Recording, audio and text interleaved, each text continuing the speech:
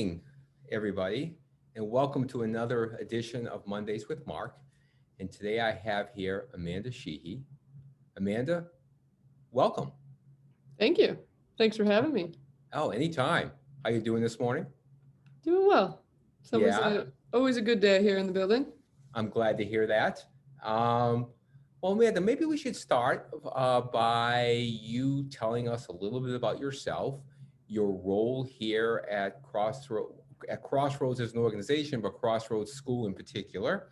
How long you've been here, and we'll go from there. That sound like a good place to start?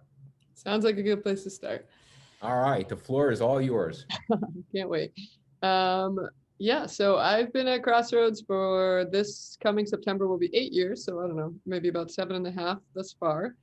Um, I am originally from New Jersey. I went to Assumption College right next door in Worcester.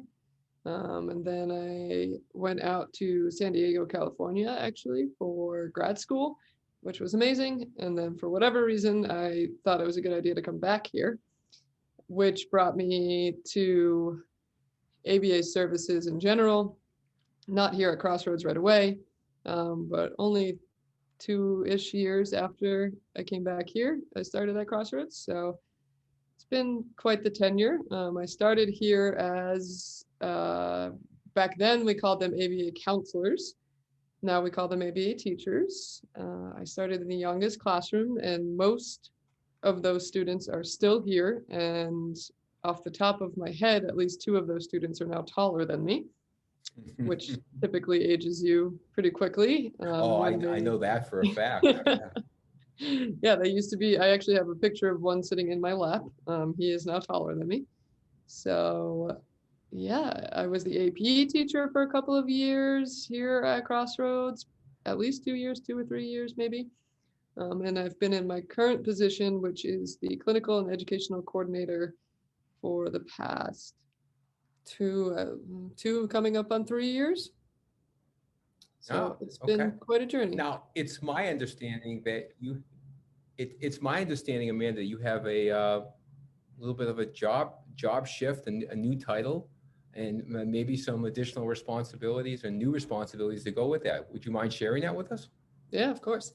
Yeah, so a little bit of a shifting of title and responsibility from clinical and education coordinator to training and education coordinator. So I'm going to shortly become more intricately involved with the training of new hires. And I definitely do some of it now, but training of new hires as well as Crossroads annual trainings that happen once a month, coordinating all of those, as well as hopefully getting some outside people in here to take a look at our program and tell us what we're doing well, tell us what we're not doing well, so we can improve our services for our students.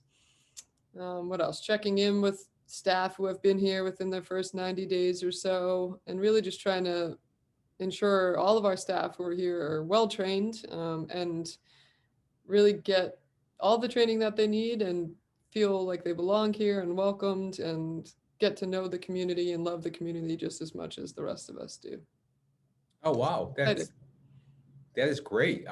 You excited about that? I am. I am. It's definitely um, working with the students is, of course, why we all got into this field, and I love it, of course. And I certainly spend my time in the classrooms when I can, but it's been really cool in the last couple of years realizing what a difference I can make in their lives in a different way by training staff and having staff be so good with them, with their programming and with rapport building, that can really make a difference in their lives as well. If the people working with them are well trained, their skill acquisition is going to increase while their challenging behavior decreases. And it's been a different sort of rewarding than working directly with them, but being able to see staff work so well with them has been cool. That's great. That's great. Is there anything in particular, or you're looking most forward to with respect to this new position and new role and new responsibilities? It's a good question. I guess I would say it's the more like hands-on training that I'll be doing, because currently what I do with new staff is a couple of didactic trainings where I'm sitting in front of them in a conference room and teaching them these things via a PowerPoint on the screen. And then typically I hand those people off to teachers or classroom supervisors or whatever department they end up being in, and they complete the hands-on training. And most of that is still going to happen, just with me a little bit more interwoven into that and providing supports in whichever way that I can. So that piece will be fun. More hands-on, being in the classrooms more, will be good. That's great. Now I know we're excited about having you assume the new role and the new responsibilities. Um, so we're really all excited about that, not Thank you. only for you but for the organization, but in Crossroads School. Yeah. So Yeah, of thank you for doing that. course. I'm excited. Um,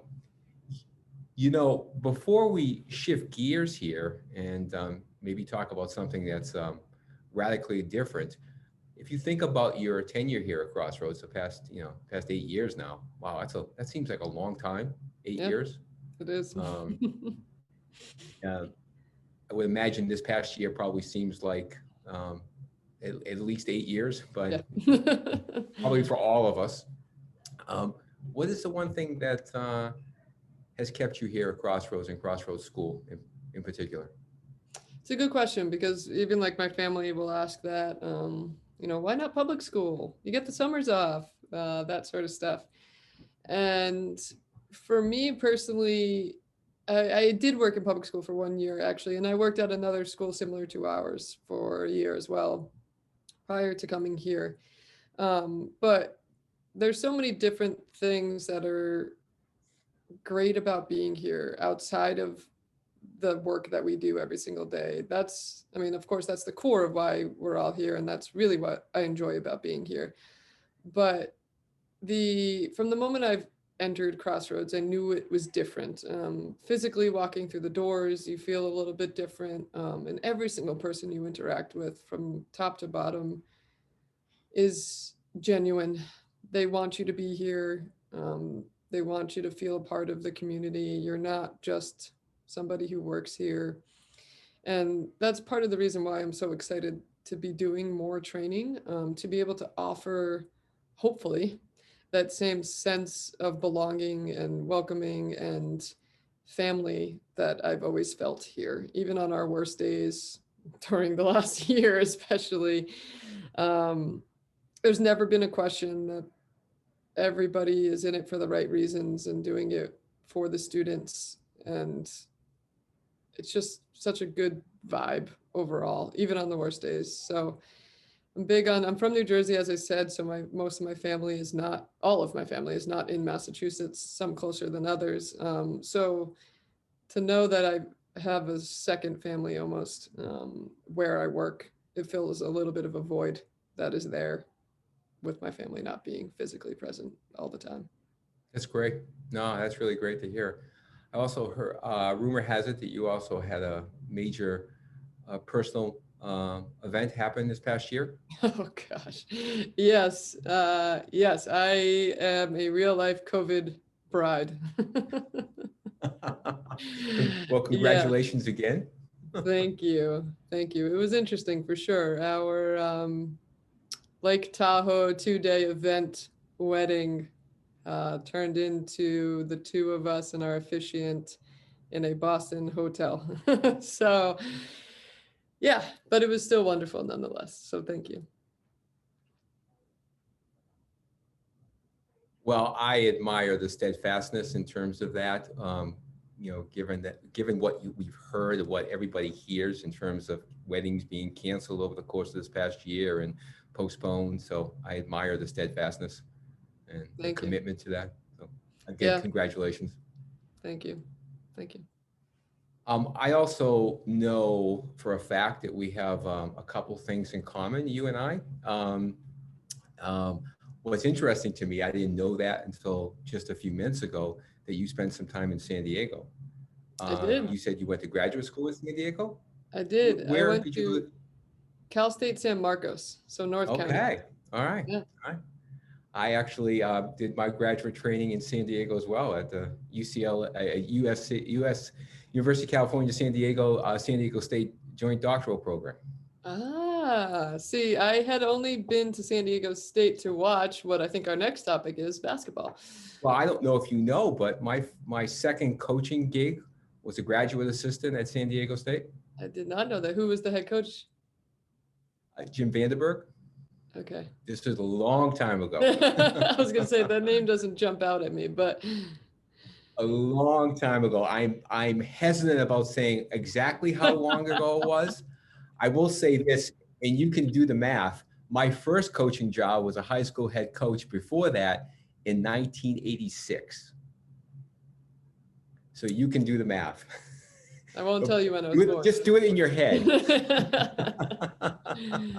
Yes. How long were you in San Diego? I was there for 5 years. Awesome. Yeah. I don't. Why'd you come back? I had my internship. I Okay. actually came back to UMass Medical School to do my internship. Yeah. Okay. Yeah. And then I bounced around after that for a while. But yeah, I came back to do my internship there. Came back home. Yeah. Yeah.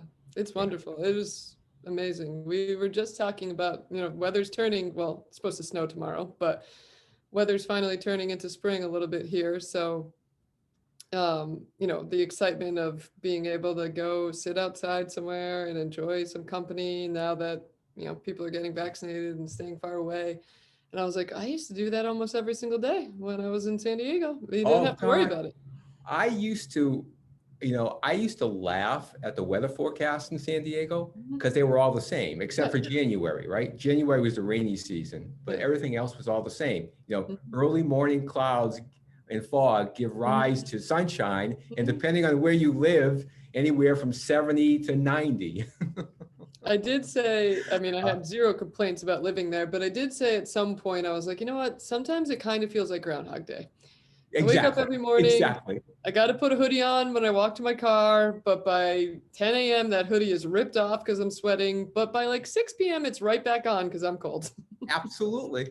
Yep. Exactly. Oh, say yeah. It's pretty hard to miss that kind of experience there. Yeah. There are winters where I surely miss Yes. that experience. I don't know Yes. about you. Yeah. Absolutely. The other thing we have in common, clearly a passion of yours and, passion of mine as well is basketball. I think the last live in-person basketball game that I actually went to was last year, your playoff game.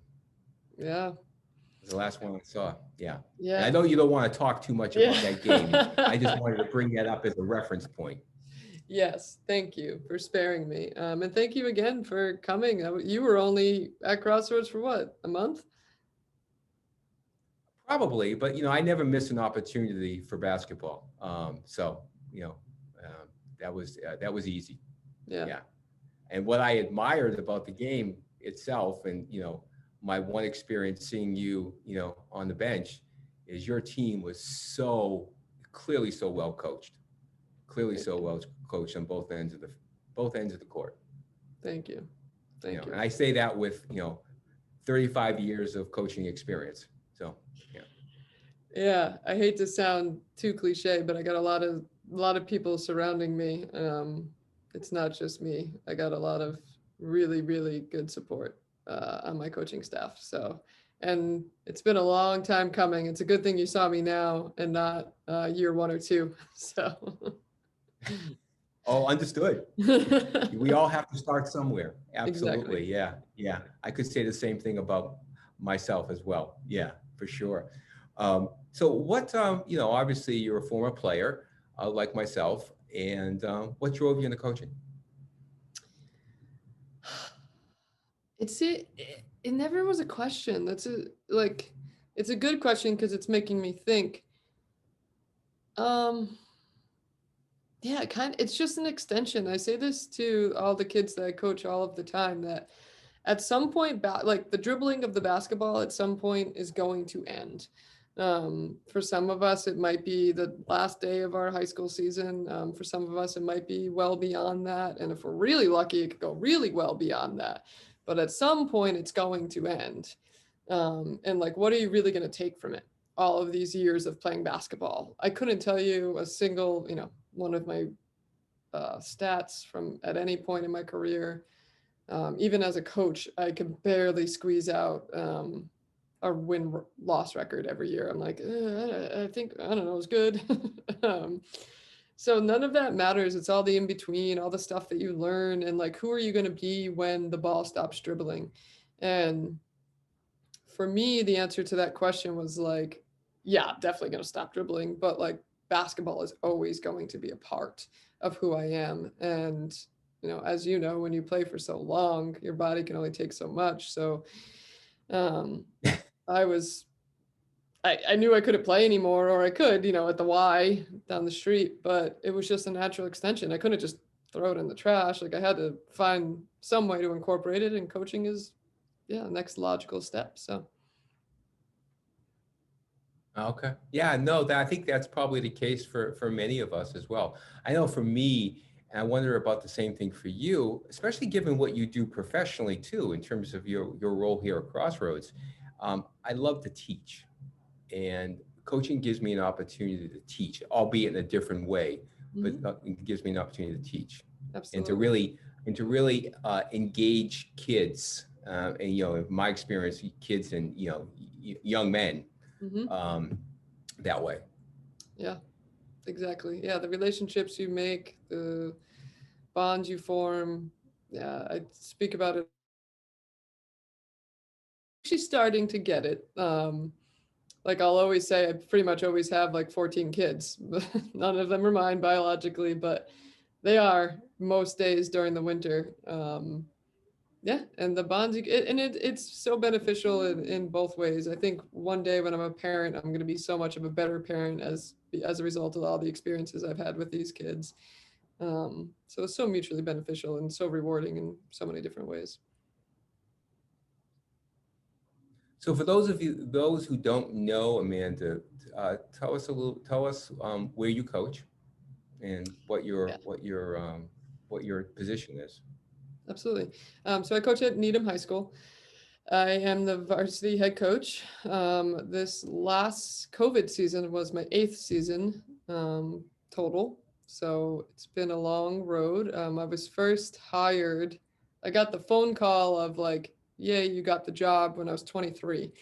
So you can do that math to figure out how old I am. But it was shortly before my 24th birthday. But yeah, now when I think back to it, I'm like, how in the world did 23-year-old me know how to navigate all this? I don't know. And who knows if I did it correctly, but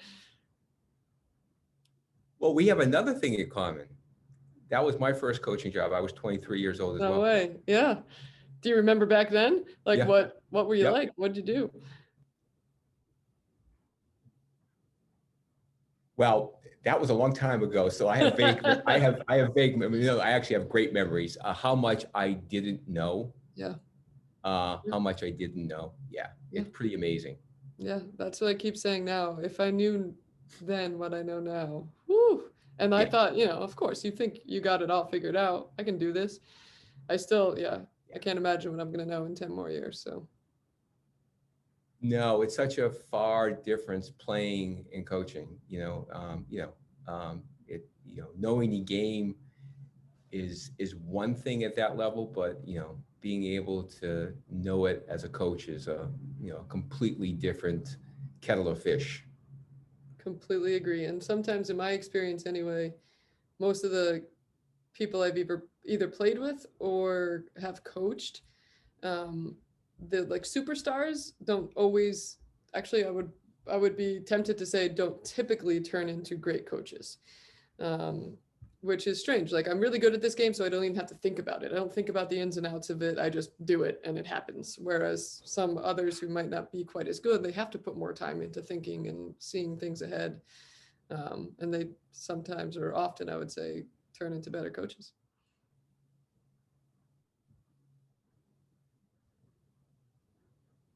Oh yeah, no, I completely agree with that. How's the game? How have you seen it in your tenure as a coach? How has the game changed?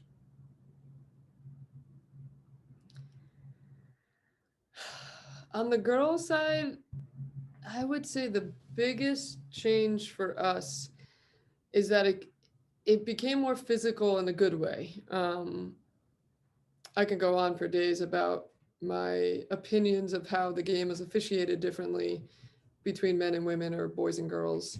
Um, but I think we've gotten to a point where it's officiated close enough to the same way. And you can be more physical.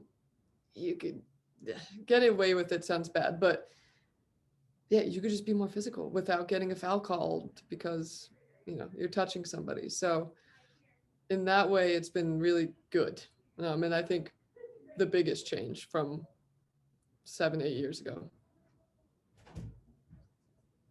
Okay. Okay. Yeah. Yeah. I go so far back that when I played, there wasn't a 3-point line. I So as thought you you were might going to say, imagine, or girls play defense and your only offense or only defense. no, it was no 3-point line. And as you can imagine, it's been a different game since then, especially, more recently. Yeah. Mhm, Yeah. for sure. And coaching too. When I first started coaching, there was no 3-point line either. Yeah. Wow, that's good. Yeah. Yeah. Very different. Yeah. Some Uh, radical changes. yeah. Unfortunately, I do have to run to a classroom. Okay. Well, I guess we're going to have to But continue this conversation offline, you and I would I. love 'Cause to. I clearly want to Please. get your perspective on lots of things basketball, including, that high ball screen and, when you It should helps when turn you it got a point down. guard who's that good. Amanda, thank you so much for Well, for thank you. joining me today and for sharing with the community some of your experiences. So thank you. Yeah, thank you so much. Okay. Enjoy your day. You too, Mark. Thanks.